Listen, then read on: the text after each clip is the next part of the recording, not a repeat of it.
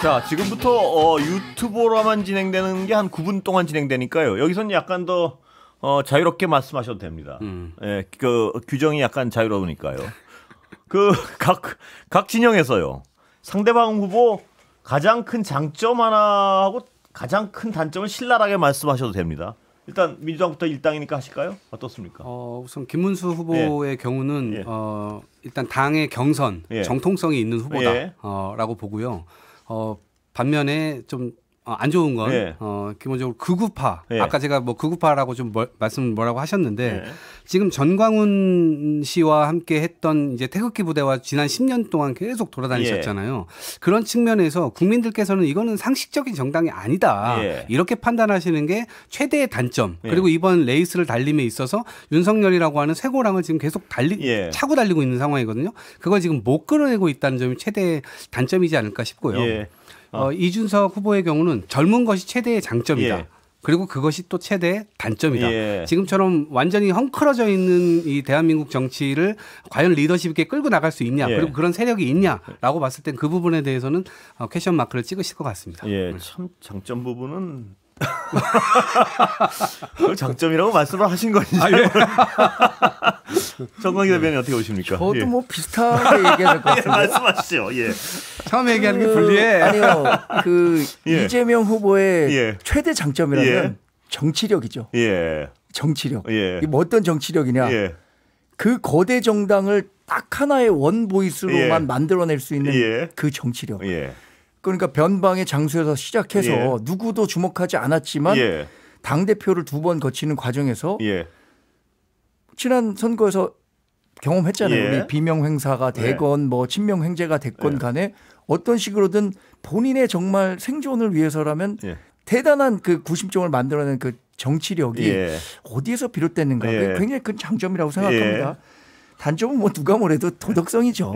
뭐 예를 들어서 총각을 사칭해서 무상연애를 했다든가 검사를 사칭했다든가 이것은 사실 일반인이었다면은 특히 그게 보수의 후보였다면 벌써 그분 정치 인생 끝났을 겁니다. 그런데도 불구하고 그 수많은 논란에 불구하고 지금 살아있다는 거 보면 그것도 대단한 정치력이라고 생각합니다. 그런 도덕성과 관련한 문제는 지적하지 않을 수가 없죠. 이준석 후보는 어떻습니까? 이준석 후보는 역시 젊다는 게 가장 큰 장점이고 단점은 정치를 하는 과정에서 그 적을 좀 많이 만든 것 같아요. 제가 대표적으로 몇 명만 얘기하겠습니다. 허은하, 신인규 변호사, 또 김소연 변호사인가요? 이런 분들은 한때 다 같이 뜻을 같이 했었던 사람인데 물론 뭐 윤석열 전 대통령도 그렇게 해갖고 다 헤어졌지만 이준석 후보도 윤석열 전 대통령과 비슷한 정도로 같이 했던 사람과 다 결별하는 과정이 너무 아름답지 못했다. 제가 껴들 자리는 아닙니다만 자당의 그 윤석열 대통령만큼 적을 많이 만든 분이. 그리고 제가 그 말씀드렸잖아요. 전 세계를 적으로 돌리십니다. 어떻습니까? 김민기 대변인. 이재명 후보의 장점이라고 하면 시원한 행정력 이런 겁니다. 이 성남시장으로 있을 때 시원하게 모라토리엄 선언하고 그리고 당내에서 필요가 있다 싶으면은 사법부도 시원하게 공격하고 이런 것들이 어떻게 보면 이재명 후보만이 가질 수 있는 장점이다 단점일 텐데 단점으로 보자면 제가 그냥 정말 정치공학적으로만 얘기를 드리면 국민들에게는 좀 내재적인 불안함이 있겠죠.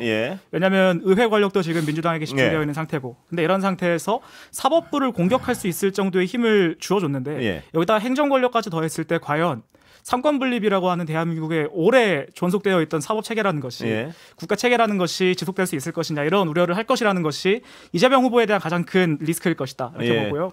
김문수 후보의 장점 하면 스펙트럼이 넓다일 겁니다. 왜냐하면 노동운동자부터 시작해가지고 정광훈 목사님이랑 손을 잡을 때까지 좌쪽 끝에서 우쪽 끝까지 달리시는 것이기 때문에 그 국민의힘에서도 자주 강조하지 않습니까? 우리 후보가 폭이 넓은 후보다, 품이 넓은 후보다. 제 생각도 그렇습니다. 김문수 후보만큼 품이 넓은 후보는 없을 거다 이런 생각을 하고 단점이라고 하면 제가 이거 너무 직설적인 공격이 될 수도 있어가지고 좀 안타깝긴 한데 이번에 공약 발표를 한 걸 보면요. 저는 이름만 가려놓고 보면 이게 민주당 후보의 공약인지 아니면 국민의힘 후보의 공약인지 정도로 노선이라든가 아니면 정책의 구체성이 현저히 떨어진 경향이 있고 그리고 하나 더 추가하자면 구체성이 떨어지기 때문에 그냥 다 뜬구름 잡는 소리 들립니다. 그러니까 그런 것들이 앞으로 김문수 후보가 2주간의 대선 레이스에서 극복해야 할 과제가 아닌가 그렇게 봅니다. 김민규 대변인만 장점을 진심으로 얘기한 것 같고요.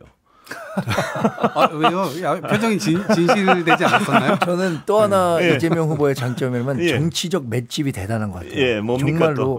아니 어떤 정치적 공세가 오더라도 이재명 후보니까 그 정도는 뭐 충분히 예상한 수준이다. 이렇게 해서 이게 위기를 전혀 위기로 인식하지 않아도 되는 정도로 넘어가는 것 같아요. 정 대변인이 어떤 이 넓은 마음으로 장점을 2번이나 말씀하셨으니까 장점 말씀하실 기회 드리겠습니다.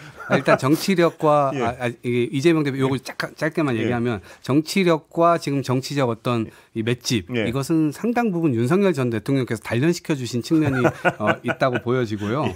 김문수 후보의 경우는 그래도 오랫동안 정치를 해 오셨기 때문에 그리고 경기도지사 8년을 또 재임하면서 나름대로의 또 성과도 있으세요. 그런 측면에서 국민들께 좀 얘기할 부분이 있을 텐데 그 이후의 행적이 좀 애매해서 그거는 말씀 안 드리겠습니다. 알겠습니다. 자, 각 당에서요. 지금 판세에서 내가 저 당의 선거 캠프를 총괄 지휘하는 사령탑이라면 어떻게 하겠습니까? 상대당에서 만약 국힘 후보 김문수 후보의 선거 캠프를 지휘하시죠. 저는 어제 김용태 비대위원장에게 일단 윤석열 전 대통령과의 관계를 딱 끊겠다 그렇게 메시지를 써줬을 것이고요. 그거를 후보가 그대로 받아서 젊은 35세의 국민적 상식을 대변하는 비대위원장의 말을 그대로 내가 이행하겠다. 국민들께서 우리 국민의힘을 다시 한번 봐달라. 이런 전략을 좀 쓰지 않을까 싶습니다. 그러면 민주당 쪽에서 뜨끔할 겁니다. 아 그래요? 어떻게 이렇게 이 전략 어떻습니까? 새겨 듣겠습니다. 아니 새겨 듣는데 어떻게 괜찮은 전략입니까 아닙니까? 근데 사실 그 상대방이 하는 조언을 그렇게 쉽게 받아들이면 안 돼요. 왜냐하면 본인에게 유리하게 그 구도를 만들어가기 위해서. 근데 저 구도가 안 좋습니까? 뭐 새겨 듣겠습니다. 그럼 민주당 저는 제가 이준석 후보라면 어떻게 하겠냐고 생각했는데 이제 주요 후보 가운데 유일한 미혼이잖아요. 근데 선거라는 건 지금 보시겠지만 김혜경 여사든 설란영 여사든 각자 또 역할을 맡아서 하잖아요. 그러니까 미혼이니까 그 역할을 할 사람이 없잖아요. 근데 지난번 동탄 선거에서 기적을 연출한 데는 저는 그 어머니의 눈물도 크게 작용했었다고 보거든요. 어머니가 선거 전반에 조금 한번 등장하시면 어떨까 이런 생각을 해봤고 아까 얘기했던 그 대척점 그러니까 이준석하고 정치 못하겠다라고 떠났던 사람들 그 사람들을 한번 모아놓고 약간의 이런 거 있습니다. MZ 세대들은 뭐 디스가 하면서 뭐 그런 얘기들을 한번 듣는 그 토크쇼 같은 걸 해보면 어떨까. 예를 들어서 허은아, 김도연, 그 신인기 변호사 이런 분이 아니신 것 같은데요 또. 아니 그럼 그렇게 정치인이 될 수 있는 거죠. 아니 그럼 쫓아내놓고 그런 말씀 자꾸 하시면. 김문수 이재명 후보 쪽은 말씀 안 하십니까 혹시? 이재명 후보요? 지금 잘하고 계시잖아요. 뭐, 특별히 말씀드리지 않겠습니다. 그래요? 한번 그거는 너무 명확한데요. 사법부에 대해서 이렇게 공격하고 입법 권력을 이용해 갖고 정말 본인에게 유리한 그 만드는 거. 자기는 그거 당이 적의 판단했다고 한번 들어보셨죠? 적의 판단. 당이 그 대법원장 탄핵과 관련해서 적의 판단 하고 있다라고 했는데 저는 그 적의 판단 듣는 순간 협박하고 있네. 왜냐?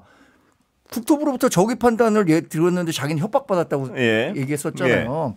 그래서 지금 갖고 있는 권력을 너무 힘이 넘치니까 우리 사춘기 소년들이 힘을 못 주체해 갖고 다른 식으로 막 탈선하고 그러는 것처럼 입법 권력을 너무 지금 남용하고 있거든요. 이건 그러지 않으셔도 되겠다. 이런 말씀을 드립니다. 조금 이게 절제의 미학을 가지셨으면 좋겠습니다. 자, 김민규 대변인 아까 일단 허은하 대표 관련해서 어떻게 들으셨습니까? 그건 사실 일고의 가치도 없는 겁니다. 왜요? 술수가 껴있나요? 저희가 협상을 할 수 있는 사람이 있고 없는 사람이 있기 때문에 방금 언급하신 분들은 사실상 의도적인 악의를 가지고 저희에게 생채기를 내려고 시도하셨던 분들이기 때문에 그럴 가치는 없고 저는 사실 깜짝 놀란 게 만약에 저한테 국민의힘에 어떤 전략을 조언하실 거냐 그러면 저는 그냥 드랍하셔라 이런 얘기 하려고 했거든요. 근데 갑자기 막 어머니 얘기 이런 거 하셔가지고 좀 뜨끔했습니다. 저 김문수 후보한테 드리는 조언은 드랍하시라. 왜냐면 지금 계속 얘기하시는 게 이 보수 진영 전체의 생존을 위해 가지고 이준석 드랍해라 이런 얘기 하거든요. 근데 저는 아무리 생각해봐도요. 보수 진영의 단일 후보가 나가야 되면 김문수 후보가 드랍하는 게 맞아요. 조언이 아니라 저주인데요? 아니. 다 같이 보수가 살기 위해서 품 크게 가시는 거 좋아하지 않습니까? 그런 맥락에서는 김문수 후보 시원하게 드랍하시면 다음 기회 차질을 한번 노려보시는 것도 나쁘지 않다. 이런 말씀을 저는 이 자리에서 두 분 또 말씀하시는 거 들어보니까 두 분 다 그 말씀대로 하시면 참 좋겠다는 생각도 드네요. 이재명 후보 좀 조언하실 거 없습니까? 자, 이재명 후보한테 조금 진지하게 조언을 하면 제가 만약에 이재명 후보의 핵심 참모였으면요. 아마 옛날 얘기 안 할 겁니다. 예를 들어서 지금도 이재명 후보가 그 버릇남 못 준다고 내란 종식이라든지 아니면 윤석열 일당 심판 이런 얘기를 하는데 사실 저는 그들에 대한 심판이라고 하는 것은 헌법재판소에서 이미 확정을 했다고 봐요. 당신들은 더 이상 대한민국의 국정을 운영할 수 있는 능력이 없는 그런 세력이고 그렇기 때문에 당신들은 더 이상 집권하면 안 돼 라고 헌법재판소에서 이미 종지부를 찍은 것이기 때문에 제가 만약에 이재명 후보 캠프에 있었으면 아마 미래 얘기를 계속 할 겁니다. 경제가 어떻다든지 안보가 어떻다든지 이런 얘기를 할 텐데 근데 또 이런 얘기를 드리고 제가 생각을 해보니까 오늘 이재명 후보가 유세 현장 가가지고 했던 미래에 대한 말들이라는 것이 제가 이후에 또 지적하긴 하겠지만 굉장히 위험한 지점들이 많았거든요. 그러니까 제가 조언을 드리긴 했는데 다시 철회하겠습니다. 이거 뭐죠? 제가 지금 이재명 후보에게 했던 조언은 선거 캠프 내에서도 좀 그런 목소리가 있다는 거 아니에요? 강금실 선대위원장이나 이석연 처장, 전 법제처장이나 이런 분들이 사법부에 대해서 지나치게 겁박하는 듯한 모습을 보이면 안 된다.